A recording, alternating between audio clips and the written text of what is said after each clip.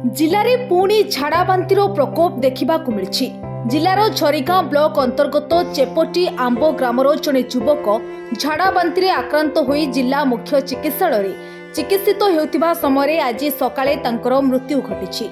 से झाड़ाबांतिर आक्रांत होता मां को जिला मुख्य चिकित्सालय भर्ती करते। मां को चिकित्सा पाई रक्त आवश्यकता पड़ू से रक्तदान करते। रक्तदान पर से असुस्थ होगा सह झाड़ाबांतिर आक्रांत होते।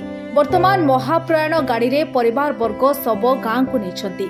चेपटी आंबो ग्राम रे आज 2 जन आक्रांत अवस्था गुरुतर होबारु सेमानंकु झरीगां डाक्तरखाना रे भर्ती करा जायछि। चेपटी आंबो ग्राम रे वर्तमान सुधा 19 जन आक्रांत चिकित्सित होतिबा बेले पूर्वरु 2 जन महिला झाड़ाबांतिर आक्रांत होई मृत्युवरण करथिले। नवरंगपुर जिल्ला रे पुणी झाड़ाबांतिर प्रकोप देखा मिली। जिलार झरीगां ब्लॉक अंतर्गत चेपटी आंबो ग्रामर जड़े युवक झाड़ाबांतिर आक्रांत होई जिला मुख्य चिकित्सालय चिकित्सित होता समय आज सकाळे तांकर मृत्यु घटी। आक्रांत आमर 6 तारिख रु आमर सर्वेलेंस चली सेठी आउ टीम मध्य सजाग अछंती। आईसी एक्टिविटी चली आउ समस्त प्रकार कंट्रोल रो सब आम योजना सेठी करिछे आउ सेटा डायरेक्टली आमर तत्वावधान रे रहउची। आउ सुपरिटेडेंट सीएचसी झरीगां से मध्य तत्वावधान करुछंती। आमर जो आरआरटी टीम 3टा आम सेठी लगैछु। एमएसटी 2टा टीम आ गोटे एमएचयू टीम लागिछंती। आउ हॉस्टल रे गोटे स्कूल रे गोटे temporary treatment centre diarrhoea treatment centre खोला होती। से इमिडिएटली आम चिकित्सा भी करें दरकार हेल्ले सेठू पेसेंट रेफर हे। आ वर्तमान पर्यंत आमर 15 तापर 8 तारिख रे 2 जन आज 2 जन टोटाली 19 जन आक्रांत अच्छा किंतु समस्ते सुस्थ अच्छा।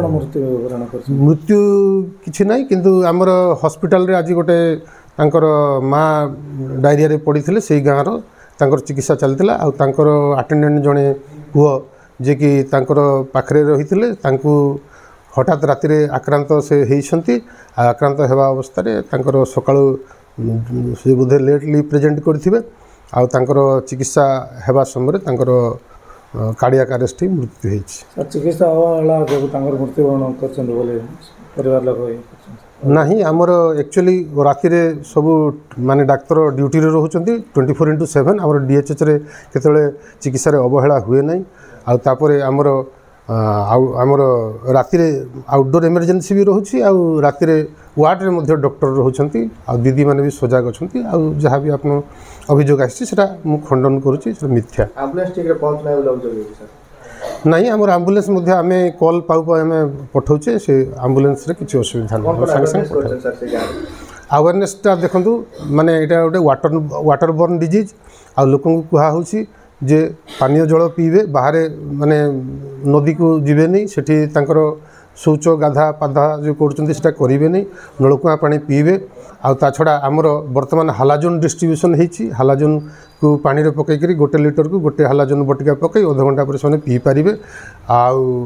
तरल झाड़ा आरंभ हो संगे संगे ओआरएस डिस्ट्रीब्यूशन होती। ओआरएस से तैयारी करी तार घोल से मैंने पी पारे। आ छड़ा जो मन को डायरिया होती से आम ट्रीटमेंट ऑन द स्पॉट करुछु। आउ जो मैंने डायरिया केस रो कांटेक्ट अच्छी से कांटेक्ट डोज दिया होची। आ समस्त पानीय जल उत्स जोटा नलकूप गुड़ा आमर डिसइनफेक्शन होती क्लोरिनेशन होती। आ वसुधा जल सेठी चली माने वसुधा जल लोक पानी पीउछंती। हाँ स्वाब कलेक्शन होती। आ पानीय जल आमर कलेक्शन होती परीक्षा पर।